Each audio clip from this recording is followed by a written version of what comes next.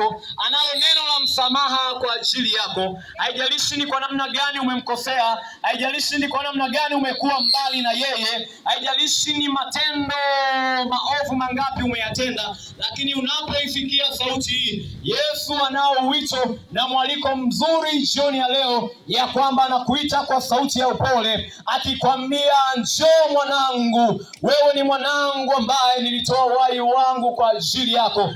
Hivyo jioni ya leo ninatangaza ya kwamba Yesu Kristo yuko mahali hapa. Neno lake ni moja tu, ya kwamba anakupenda sana. Nikisoma Biblia yangu katika kitabu cha Mwanzo, ile sura ya kwanza mstari wa 27 wa 26 kuanzia pale, mpango wa Mungu kwa mwanadamu unaonesha ni kwa namna gani ambavyo alikuwa amekusudia mambo mazuri kwa ajili yetu, kwa ajili yako na kwa ajili yangu. Haleluya! Inaelezea kwa namna gani ambavyo mwanadamu alikuwa amekusudiwa kutawala vyote vilivyomo duniani. Inaelezea ni kwa namna gani Mungu alikuwa amemkusudia mwanadamu kuweza kumweka kuwa mtawala juu ya vitu vyote vilivyomo katika uso wa dunia.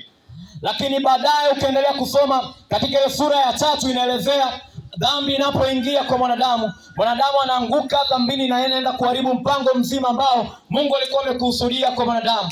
Adamu baba yetu wa kwanza anaanguka dhambini kwa kuto kusikia sauti ya Mungu na kuitii. Ndipo ambapo dhambi inaingia, na baada ya dhambi kuingia, laana inapata kuingia kwa mwanadamu. Ndipo ambapo mauti ilianza kutokea, ndipo adha na mateso yalianza kutokea. Kwa hiyo yoyote ambayo unayapitia leo hii yalisababishwa na baba yetu wa kwanza, ambaye yeye baada ya kuanguka dhambini ndipo laana zilipotamkwa. Kabla ya hapo Mungu alikuwa akitamka baraka kwa watoto wake, Mungu alikuwa akitamka mambo mazuri kwa watoto wake. Lakini baada ya kuingia dhambini, mwanadamu baada ya kumkosea Mungu alipata kupotea, na ndipo hapo magonjwa yalipoingia, na ndipo hapo huzuni iliweza kuingia, na ndipo hapo laana iliingia, na ndipo hapo uchungu uliweza kuingia duniani. Na mpaka leo mwanadamu asipogeuka, ile laana inakuwa inamfuatilia. Haleluya! Lakini ashukuriwe Mungu kwa sababu anaendelea kuelezea ile sura ya 3. Adam baada ya kuanguka dhambini, sauti ya Bwana inasikika ikimwita Adam na kumuuliza uko wapi? Sio kwamba Mungu alikuwa amuone Adam. Mungu alikuwa anamuona Adam mahali alipo, lakini kitendo cha kumwita Adam ilikuwa inamaanisha ya kwamba Adam alikuwa ametoka katika mpango na kusudi la Mungu. Katika ile bustani ya Eden ambapo Adam alikuwa amewekwa, maana ya Eden ilimaanisha uwepo wa Mungu. Bwana Yesu asifiwe. Eden ilimaanisha uwepo wa Mungu. Lakini baada ya wao kuanguka dhambini, walikimbia mbali wakajificha ili Mungu asiwaone, kwa sababu walipata kutambua ya kwamba walikuwa wako watupu, walikuwa uchi. Ndugu yangu mpendwa, nataka nikwambie neno moja. Unapokosa uwepo wa Mungu, unapokuwa mbali na uso wa Mungu, unapokuwa mbali na uwepo wa Bwana, katika tafsiri nyingine ni kwamba uko mtupu, uko uchi. Ndio maana tunapokuita mahali hapa uje, unaona ni kazi kuingia mahali hapa, kwa sababu unahisi hukumu ndani yako, kwa sababu unahisi hatia ndani yako, ya kwamba nikienda watanionaje, ya kwamba nikifika pale wataniona jana nilikwepa mahali hapa nikiwaingia ibada ya siku leo sifanyike. Lakini nataka nikwambie jambo moja, ya kwamba Mungu anapokuita, lengo lake ni kutaka kukurejesha katika kusudi na mpango wake. Adam alipoitikia sauti ya Mungu akasema mahali alipokuwa, akamwambia kwa nini umeenda huko? Akamuuliza kwa nini umekimbia mbali na uwepo wangu? Akasema hapana Bwana, nimegundua ya kwamba niko uchi. Akasema ni nani alikwambia uko uchi? Akasema huyu mwanamke ambaye ulinipa, ambaye kupitia yeye nilienda kinyume nikala lile tunda. Baada ya kufanya hivyo nikapata kugundua na kufunguka macho yangu na kujiona ya kwamba niko mtupu. Ndipo hapo nilipoona nikimbie mbali na uso wako. Mpango wa Mungu kumkomboa mwanadamu ulianzia pale pale, kwa sababu ningekuwa mimi katika nafasi ya Mungu, baada ya kugundua Adam ameenda kinyume na maagizo yangu, pale ningekatisha maisha ya Adam. Lakini ashukuriwe Mungu kwa sababu yeye ni wa rehema na neema tele. Yeye ni wa rehema nyingi. Yeye Bwana angalia wingi wa dhambi zangu. Yeye angalia wingi wa dhambi zako. Maana angeangalia yote hayo, yamkini hiyo pumzi uko nayo wakati huu usingekuwa nayo. Angeangalia yote ambayo umeyatenda, na hiyo sauti ambayo unaisikia sasa hivi usingekuwa katika nafasi ya kuisikia. Lakini ashukuriwe Mungu kwa sababu Adam alipojielezea ya kwamba niko mtupu, nimeenda mbali na uso wako, Adam aliweza kupata pale suluhisho la kwanza kutoka kwa Mungu. Mungu anaanza kuandaa mpango wa kumkomboa mwanadamu katika bustani ya Eden pale, kwa sababu Biblia yangu inaniambia aliweza kuwafanyia mavazi ya magome ya miti. Lengo ni kuweza kuficha aibu yao. Haleluya. Kwa hiyo Mungu baada ya kuona yale yametokea, akasema it's fine, hakuna shida, lakini bado unabaki kuwa mwanangu, bado unabaki kuwa mtoto wangu. Ndio sauti ya Mungu leo kwako. Haijalishi umeenda mbali na Mungu kiasi gani, haijalishi ni mangapi umeyatenda, lakini unaposikia sauti ya Mungu na kuitii, Mungu anasema wewe bado ni mtoto wake. Mungu anasema yeye bado ni mtoto wake, na anayo nafasi nyingine kwa ajili ya maisha yako.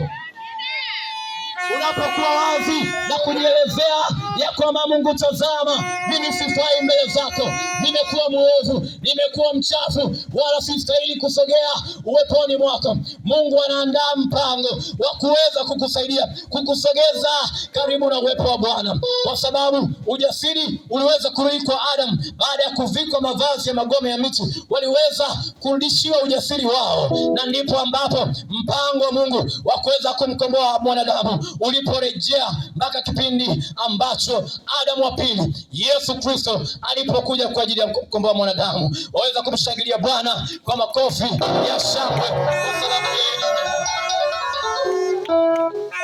Bwana Yesu asifiwe. Bwana Yesu asifiwe.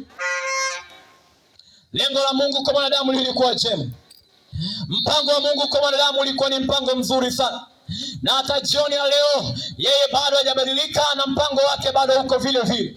Bado anao mpango mzuri kwa ajili ya maisha yako. Ndio maana unapoisikia sauti, ni sauti ambayo imekuja kutafuta kilichopotea. Hii sauti unavyoisikia manake inakuhusu wewe. Usianze kusema hii sauti ni kwa ajili ya fulani. Usianze kusema hii sauti ni kwa ajili ya mama fulani, kwa sababu yule mama ndiye mlevi sana, kwa sababu baba yule ndiye mlevi sana, kwa sababu yule ndo anatetea siza kwamba yeye ndiye mwanga wa mtaa huu. Hapana, unapoisikia sauti inakuhusu wewe mwenyewe. Unaisikia sauti kwa sababu wokovu ulikuja kwa ajili ya mtu na si kwa ajili ya watu. Biblia inaniambia kwamba Yesu alipokuja hakuja kutafuta vilivyopotea, bali alikuja kutafuta kilichopotea. Kilichopotea hakikuwa kitu kingine, bali ni nafsi yangu na nafsi yako. Popote unapoisikia hii sauti, nafsi yako ndiyo Mungu alimtoa Kristo Yesu mwanae ili aje kuikomboa, ili kupitia ukombozi huo uweze kurejeshwa katika ile Eden, yani katika uwepo wa Mungu. Bwana Yesu asifiwe sana. Unaweza kusema ni kwa kiasi gani, ni kwa namna gani Mungu anaweza akanipokea? Mbona mimi nimekuwa muovu sana? Mbona mimi nimekuwa mchafu sana? Mbona sifai? Mbona sistahili? Hata ndugu zangu kuna namna wamenikataa, wamenitenga kwa sababu ya matendo yangu. Hapana, Yesu Kristo alikuja kwa ajili yako, kwa ajili ya vile ambavyo vilishindikana, kwa vile ambavyo vilikataliwa. Yesu anapoingia moyoni mwako anakupa kukubalika tena. Yesu anapoingia moyoni mwako anaachilia kibali. Yesu anapokuja moyoni mwako anaachilia amani, anaachilia furaha, anaachilia hali ya ushindi ambayo ilikuwa imepotea ndani yako. Yesu anapokuja anaachilia tumaini. Yamkini kuna mwingine anaposikia sauti alikuwa ameshafikia maamuzi ya kuamua kujiua, lakini jioni ya leo Yesu anapoingia moyoni mwako, unapoisikia sauti na kukubali kufuata sauti yake na kukubali kulifuata neno lake, yeye ana uwezo wa kurejesha tumaini katika maisha yako. Mpango wa Kristo Yesu ni kurejesha tumaini. Mpango wake ni kurejesha furaha, ni kurejesha uzima kwenye maisha yako, ni kurejesha vile vyote ambavyo viliibiwa na yule mbovu, yani adui, na vile vyote ambavyo viliibiwa pale Eden ambapo mwanadamu alikuwa ametenda dhambi. Yesu Kristo anapoingia maoni mwako anarejesha vile vyote, maana yeye ni Bwana wa urejesho, maana yeye ni Bwana wa urejesho, yeye ni Bwana wa urejesho, yeye ni Bwana wa urejesho. Wala hakuna aliye kama yeye, wala hakuna aliye kama yeye. Na mtazama katika ile Mathayo anatoa mwaliko, anasema njooni kwangu nyinyi nyote msumbukao na kulemewa na mizigo ya dhambi, nami nitawapumzisha. Mzigo wote ambao umekuelemea jioni ya leo, Bwana anao mpango mzuri wa kukupumzisha. Ile namna yoyote ambayo ilikuelemea kwa akili zako, naomba nikwambie ndugu yangu ya kwamba uwezi. Hiyo dhambi ambayo inakusonga wakati huu, bila Mungu hautaweza. Bila Yesu kuingia moyoni mwako hautaweza peke yako. Bila Yesu kuingia moyoni mwako, hiyo dhambi haiwezi kushinda. Huwezi kushinda hiyo dhambi bila Yesu kuingia moyoni mwako. Huo mzigo mzito uko nao, hakuna wezaye kutua. Manake mwanadamu anaweza akaja kukusaidia, lakini sisi wanadamu tuna tabia ya kuchoka. Tukishachoka tunaanza kukusema ya kwamba tazama huyu mwaka wa kwanza, mwaka wa pili, kila siku malalamiko ni yale yale. Hata kama utaumwa, watakuja kukuona siku ya kwanza, mwezi wa kwanza, lakini baadaye watachoka kuja kukuangalia. Ni kwa sababu gani? Hiyo ni nature ambayo mwanadamu amewekewa, lakini Mungu wetu wala yuko hivyo. Yeye akiingia moyoni mwako anabadilisha historia ya maisha yako. Yeye anapoingia moyoni mwako wala hachoki kukuhurumia, wala hachoki kukutazama. Maana Biblia inaniambia ya kwamba yeye halali wala hasinzii, yupo kwa ajili ya kututazama, yupo jicho lake kutuangalia. Na jioni ya leo naomba nikwambie ya kwamba ile huzuni imekusonga, ile dhambi imekusonga, peke yako hautaweza. Bila Yesu hautaweza, bila Yesu hautaweza, bila Yesu hautaweza. Lakini Yesu akiingia moyoni mwako, Yesu akiingia moyoni mwako, yeye ana uwezo kubadilisha historia. Haijalishi historia ya ukoo wenu inasema nini, haijalishi historia ya maisha yenu inasema nini, lakini inachoniambia ya kwamba yeye anapoingia anayafanya ya kale yote kuwa mapya. Yesu anapoingia moyoni mwako, yale ya kale yote anayafanya kuwa mapya. Zile huzuni zako anazigeuza na mnakuwa furaha. Yale mateso yamekutesa kwa muda mrefu, Bwana anapoingia moyoni mwako anageuza, na zile siku zako zinabaki kuwa siku za furaha kwenye maisha yako. Kubwa kuliko lote ni kwamba ile dhambi inakuwa imetoka ndani yako. Manake dhambi ndio ile shina la uovu wa aina zote. Dhambi ndio shina la magonjwa, dhambi ndio shina ya hizo huzuni, dhambi ndio shina ya ule uchungu ambao unapitia. Dhambi ni shina la lolote ambalo linakusonga moyoni mwako. Lakini dhambi inapoondoka moyoni mwako, Bwana yeye analeta uwepo wake, anamleta Roho wake Mtakatifu moyoni mwako, na anapoingia historia inabadilika. Historia ya maisha yako inabadilika. Unapoisikia sauti hii jioni ya leo, Bwana ana neno moja tu kwako. Anakuita kwa sauti iliyo ya upole, anakuita kwa sauti iliyo ya upole, anakuita kwa sauti iliyo ya upole. Ningeweza kutumia maneno makali, na inawezekana kabisa nikakwambia ya kwamba usipoacha, maana mshahara wa dhambi, Biblia inasema ni mauti. Usipoacha hiyo dhambi utaenda kufa, usipoacha hiyo dhambi utakufa. Lakini sikutishi, bali nakwambia ukweli ya kwamba dhambi inaua. Dhambi inaua. Dhambi inaua ndugu yangu, naomba nikwambie. Yesu anapoingia moyoni mwako, kwa nini nimesema anakatisha au anaondoa yale ya kale na anaweka mapya? Yamkini katika situation ambayo uko nayo sasa hivi, katika hali unayoipitia, kuna kitu umejaribu kuacha kukifanya, lakini kila unapojaribu unashindwa. Kuna namna umejaribu kuacha, muda mwingine ukatamani hata kusema ya kwamba jamani mniombe, natamani niache lakini nashindwa. Kila ninapotamani kuacha nashindwa, kila ninapotamani kuacha nashindwa. Naomba nikwambie hata jioni ya leo, nakwambia utaendelea kujaribu kuacha, lakini utaendelea kushindwa. Kama utagundua siri hii, kama utagundua siri hii ya kwamba mwenye uwezo wa kukatisha kiu ya hicho ambacho kinakusumbua ni Kristo Yesu peke yake. Mwenye uwezo wa kukatisha kiu ya pombe kwenye maisha yako ni Kristo peke yake. mwenye uwezo wa kuondoa rosto ya sigara pamoja na ile sigara kubwa, na kuambia jioni ya leo ni Yesu peke yake. Utaendelea kujaribu, wanaweza kukupeleka hata sober house, ukakaa rehab kwa muda wa kutosha, lakini naomba nikwambie kama Kristo Yesu watu waingia moyoni mwako, utakaporejea mtaani, ukiona tu utaanza kupata rosto na kujisikia kwa kupata angalau hata pafu moja. Lakini naomba nikwambie Kristo Yesu anapoingia moyoni mwako, yeye ni zaidi ya sober house, yeye ni zaidi ya hizo rehab, yeye ni zaidi ya hizo sober house. Yesu Kristo anapoingia moyoni mwako, ana uwezo wa kuondoa rosto. Yeye anapoingia moyoni mwako, ana uwezo wa kuondoa kiu. Na ana uwezo. Wengine wameteswa na ulevi kwa muda mrefu, wanasahau familia zao, wanasahau nyumba zao. Wengine wamepata hata redanda kwenye kazi zao, wamefukuzwa kazi kwa kesi ya ulevi. Anatamani kuacha lakini anashindwa. Naomba nikwambie Kristo Yesu analo suluhisho la hilo ambalo limekusumbua kwa muda mrefu.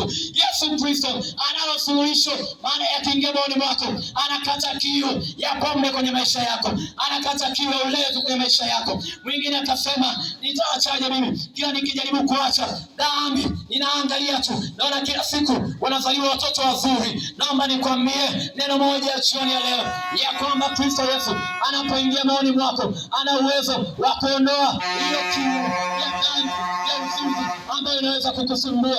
Naomba nikwambie kwamba jioni ya leo hiyo kiu ya kupenda nyumba ndogo, naomba nikwambie Kristo Yesu anapoingia moyoni mwako, anakausha kiu zote, anakausha kiu zote, anakausha kiu zote.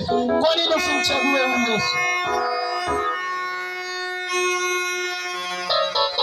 Na jambo moja zuri ni kwamba utakapojaribu kuacha kwa namna nyingine, wengine waenda hospitali atajaribu kubadilishiwa damu kwa sababu umetumia drugs, umetumia madawa, damu zao zimeathirika. Kila wakikaa wanapata harusi, wanajaribu kwenda kubadilisha damu ili angalau wakae sawa. Watumie gharama kubwa, anatamani kuacha lakini hawezi, ameshakuwa addicted, ameshaathirika na kile kitu kinamsumbua, anajaribu kuacha anashindwa. Lakini naomba nikwambie, unapokuja kwa Yesu, yeye alishalipa gharama. Yeye kwake mwaliko anaokupa ni mwaliko ambao ni free entry, hauna gharama yoyote. Anakuita bure pasipo na kiingilio. Unapokuja na kukiri na kukubali ya kwamba yeye ni Bwana na Mwokozi wa maisha yako, unakwenda kupokea hiyo neema ya wokovu, ambayo hiyo neema itaenda kukausha kila kitu na utafanyika kuwa kiumbe kipya.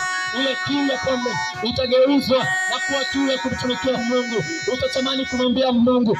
Wengine dhambi ya usengenyaji inawasumbua, lakini Kristo anapoingia moyoni mwako, anageuza dhambi ya usengenyaji. Kwa sababu ulikuwa ni fundi wa kuongea, anakugeuza kuwa mtumishi mzuri wa Mungu. Unaenda kuwa mhubiri mzuri wa Injili katika jina la Yesu, na utaenda kuwaleta watu wengi kwa Bwana. Anapoingia moyoni mwako, yale ambayo ulikuwa unayafanya, naomba nikwambie kitu kimoja. Sauli kabla hajawa mtume Paulo, yeye alikuwa akisifika kwa kuwatesa watumishi wa Mungu walikuwa wanahubiri Injili, wanasambaza neno la Mungu. Lakini siku moja alipokutana na mwanaume Yesu, Sauli alibadilika na akaitwa Paulo, na baada ya hapo historia maisha yake ilibadilika. Alianza kumtumikia Mungu. Ni kwa sababu gani? Hakuna mtu angeweza kusimama na kumhubiria Sauli, kwa sababu alikuwa akitisha, alikuwa ni mtu katili. Lakini Biblia inaniambia ya kwamba alipokutana na mwanaume Yesu, yeye ambaye ni simba wa kabila la Yuda, alipoingia moyoni mwake, Biblia inaniambia ya kwamba aliweza kubadilisha historia ya maisha yake. Na kwa vile alivyokuwa akitembea kwenda kuangamiza watumishi wa Mungu, aliendelea kutumika katika namna ya kutembea. Lakini awamu hii, kwa sababu alikuwa amebadilika, alikuwa akitembea akieneza Injili ya Yesu. Kwa hiyo kupitia hicho ambacho unahisi ya kwamba haitawezekana, wewe ni mtu ambaye watu hata majirani wakikuona wanatamani kuficha mambo yao, hata sura zao, kwa sababu ni watu ambao ukipewa tu title yake kwamba huyu fulani imekuwa hivi, story nzima unayo, unaanza kusimulia. Lakini naomba nikwambie, Yesu Kristo anapoingia moyoni mwako, hizo story badala ya kuendelea kwa historia za maisha ya watu, unatumia muda mwingi, unapoteza muda mwingi kuongelea mambo ya watu, na wakati mambo yako muda mwingine yanakushinda. Lakini naomba nikwambie kwamba utakapomkubali Kristo na kuingia moyoni mwako, badala ya kuambia mambo ya watu wengine, ataenda kubadilisha historia yako, na badala ya kuambia watu habari za watu, utaenda kuambia watu habari za Kristo Yesu. Ndugu yangu, unapoteza muda mwingi. Huo muda unaotumia, hiyo energy unayotumia kuambia watu habari na mambo ya watu wengine, ungeutumia huo muda kuambia watu habari za ufalme wa Mungu, ungekuwa katika position nzuri kuliko uliokuwa sasa hivi. Neno la Mungu linaniambia kwamba yeye anapoingia maoni mwako anayabadilisha maisha yako na kuwa maisha mapya. Bwana Yesu asifiwe. Ukisoma Luka sura ya 15 kuanzia mstari wa 11 mpaka wa 32, inaelezea habari za mwana mpotevu. Bwana Yesu asifiwe. Biblia inaniambia mwana mpotevu alikuwa akiishi kwa baba yake, wakiishi maisha mazuri, yeye pamoja na kaka yake na watumishi wengi walikuwa wakitumika, kwa sababu alikuwa ni baba mwenye fedha nyingi, mwenye utajiri wa kutosha. Bwana Yesu asifiwe. Lakini Biblia inaendelea kuniambia ya kwamba huyo mtoto baada ya kujiona amekuwa, akaamua kwenda kuishi maisha yake ya kujitegemea. Akaona ya kwamba maisha yangu naweza nikayamudu mwenyewe, sihitaji msaada wa mtu mwingine. Tafsiri yake ni kwamba kuna maisha unayoyaishi sasa hivi, Mungu amekupa zawadi ya uhai. Haleluya. Unaona maisha yako kuendesha mwenyewe inawezekana. Umeamua kwenda mbali na uso wa Mungu. Umeamua kuishi maisha ambayo umechagua kuyaishi. Muda wa ibada upo kwenye pub, unapata moja moto moja baridi. Muda wa ibada upo katika vijiwe, unapata suluhisho la rosto kwenye mwili wako. Muda wa ibada wewe umekaa vibarazani, unafanya usengenyaji na umbea. Unaona maisha yako bila Mungu yanaenda, yani inawezekana, hakuna namna, yani inahitaji msaada wa Mungu. Ndivyo mwana mpotevu ilivyokuwa. Aliona maisha yake anayamudu mwenyewe, hahitaji msaada wa mtu mwingine, hahitaji msaada wa baba yake. Akaenda nchi ya mbali, baba akasema it's fine, unaweza akaenda. Akamkatia sehemu ya urithi wake, akaenda zake. Bwana Yesu na asifiwe sana. Lakini baada ya kwenda kule, inaniambia Biblia inasema ya kwamba aliweza kutumia utajiri wake kwa anasa. Amen. Alifanya anasa za kutosha. Maana yake ni kwamba kama imeandikwa kwenye Biblia, na huu mfano alitoa Yesu Kristo mwenyewe, tafsiri yake ni kwamba hata anasa unayoifanya leo hii, Yesu anakuona huna lolote bila msaada wake, kwa sababu hakuna jipya. Hayo tangu zamani yalikuwepo. Ni ushamba na wala si ujanja. Ulio ujanja ni wokovu peke yake, kwa sababu sisi tulio ndani ya Yesu. Naomba nikwambie ya kwamba hakuna namna tunaweza kuteseka na ulevi. Huwezi kututesa. Kwa nini utembee kwa kuyumbayumba, uingie nyumbani kwako kwa kupotea mlango? Wengine wanaanguka, wanapata mpaka ngeu kama amepigwa. Ukiuliza vizuri kwa nini, atakwambia nilianguka mtaroni. Ya nini uteseke? Sasa huo sio ujanja, ni ushamba ndugu yangu, naomba nikwambie. Huo ni ushamba na wala sio ujanja, naomba nikwambie. Na unapoisikia sauti hii, siongei hivi kwa nia ya kukusuta wala kukusema. Ninakushauri na kukwambia, Yesu anapokuita, anakuita kwa sauti ya upole mno. Unajaribu peke yako, uwezi.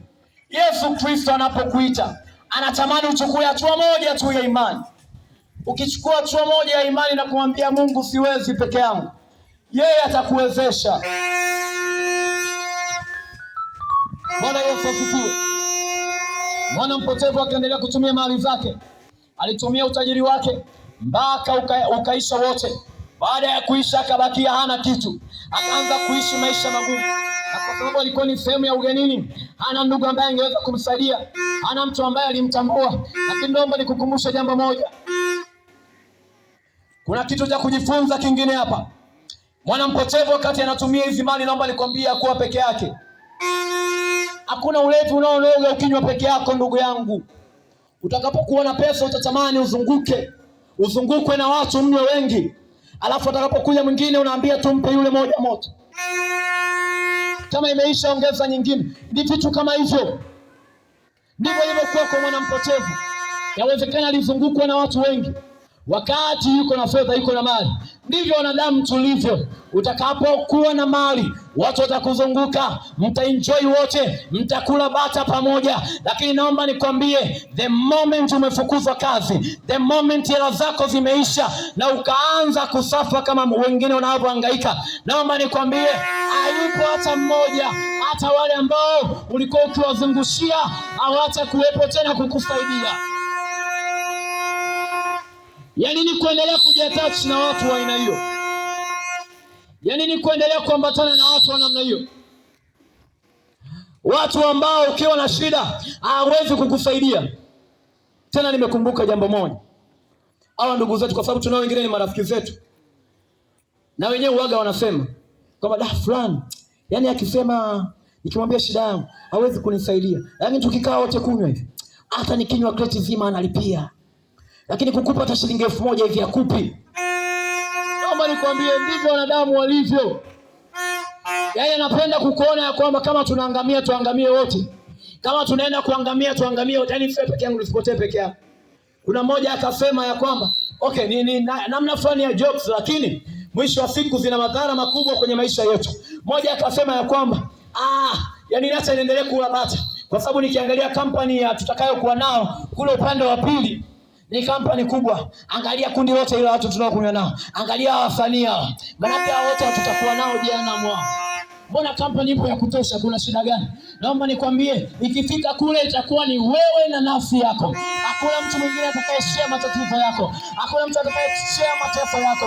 Hakuna mtu atakayeshare adhabu yako. Hakuna mtu atakayeshare huzuni yako. Hakuna mtu atakayeshare ile adhabu utakayoipata. Ile hukumu yako itakuwa juu yako mwenyewe. Ni wakati ambao utatamani hata usikie sauti moja ikikwambia njoo kwa Yesu ubadilishe maisha yako, lakini hautaifikia tena hiyo sauti. Utakuwa tayari umekwisha kuchelewa. Saa ya wokovu ni sasa. Wakati wa wokovu ni sasa mpendwa. Wakati wa wokovu na wakati uliokubalika ni sasa. Usisubirie kesho, maana hakuna ijuaye kesho yake. Usisubirie kusema ngoja nimalizane kwanza, maana wiki ijayo nina mwaliko, siwezi kuacha kwenda kule nikale bata la mwisho. Baada ya hapo ndipo nitarudi kuokoka. Yawezekana baada ya kufanya hivyo ikawa umekwisha kuchelewa, ukaikosa hiyo nafasi. Kwa hiyo naomba nikwambie kwamba unapoisikia sauti hii, mwaliko ambao Yesu Kristo anakupa, mwaliko ni wakati huu, mwaliko ni sasa, mwaliko ni sasa. Yesu Kristo anakuita kwa sauti ya upole. Kristo Yesu anakuita kwa sauti ya upole. Ni sauti ya upole mno. Wewe anasema mzigo wake ni mwepesi na nira yake ni laini. Mzigo uliobeba ni mzito sana, unashindwa kuutua peke yako. Lakini yeye anapoingia moyoni mwako, anapoingia katika maisha yako, Biblia inaniambia kwamba mzigo wake ni mwepesi na nira yake ni laini. Anachokutaka tu wewe ni kwamba kuishi katika kusudi na mpango wake kwenye maisha yako. Stori ya mwana mpotevu inaendelea. Baada ya kuwa ameishiwa, yani amefilisika, amebaki hana kitu, hajui hata kesho yake itakuwaje, alianza kuwa ni mtu wa kutapotapa. Alikuwa ni mtu wa kuhangaika. Akaamua kwenda kuomba kibarua. Alienda kijijini mbali. Ilipofika huko akaomba kibarua sehemu. Akaomba tu angalau kazi ya kulisha mifugo. You can imagine mtu anatoka kwenye maisha ya utajiri, ametumia mali, amefanya anasa za namna yoyote, wakati anaenda kuwa yani anakuwa ni mchungaji wa mifugo, analisha nguruwe. Biblia inaniambia alikuwa aliomba kazi ya kulisha nguruwe. Amen. Wafugaji mnaweza mkaelewa ni namna gani huyu mnyama mtamu ilivyokuwa ni shida kumfuga. Amen. Namna ya kumhudumia. Maana ni mnyama ambaye akiwa na njaa anaweza akala hata mtoto wake. Amen. Na kama ulijenga simenti ambayo ni legelege hivi, kama amesikia njaa aelewe atakula nini, anaanza kutafuna ile simenti. Ni tabia zake ndivyo zilivyo. Nafikiri ndio sababu zinazopelekea anakuwa mtamu. Amen. Naomba nikwambie ya kwamba baada ya kuona yote hayo, jamaa akaomba kazi ya kuweza kuwa kibarua tu wa kulisha mifugo. Na tazama, baada ya kuomba ile ajira, alipatiwa hiyo ajira. Akawa akilisha mifugo. akiteseka, lakini Biblia inaniambia ya kwamba mtu huyu alikosa hata chakula, alikuwa akila makombo ya nguruwe. Yaani baada ya nguruwe kula, sisi tukiwa na sherehe hapa, tunachukua mabaki ya vyakula tumebakisha, tukawape bata wa Mama Jona. Tunapeleka. Hivi hapa tunasema na mimi nina nguruwe wangu nafuga, naombeni jamani mabaki hayo nikapelekee mifugo yangu. Sasa imagine, yani umepeleka mifugo umepeleka chakula makombo kwa nguruwe, yani yale tayari ni makombo mabaki. Nguruwe akila na yeye akifanya mabaki, ndio huyu mtoto huyu jamaa ndo wale. Unaweza kuona ni adha kiasi gani alikuwa akipitia. Kwa ni maisha ya kibano ambayo alipitia, ambayo kwenye maisha yake yawezekana hakuwahi kuwaza kama angeweza kuishi maisha ya shida kiasi hicho. Ndio mateso ambayo hata leo mpendo yawezekana unapitia mambo magumu sana kwenye maisha yako, lakini hauna namna, haujui utatokaje. Lakini naomba nikupe mfano wa huyu mwana mpotevu ambaye baada ya kuona amekosa namna, aliazimia moyoni mwake akasema, tazama ni watumishi wangapi wapo nyumbani mwa baba yangu, wanakula na kusaza mezani pamoja na baba yangu.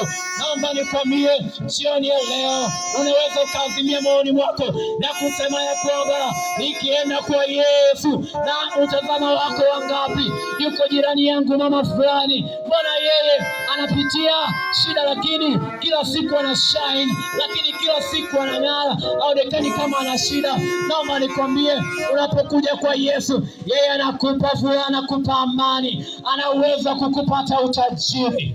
Maana yeye amejawa na vyote. Yeye ni utoshelevu. Anapoingia moyoni mwako, anakupa utajiri. Anapoingia moyoni mwako, tazama anarejesha yale yameibiwa kwenye maisha yako.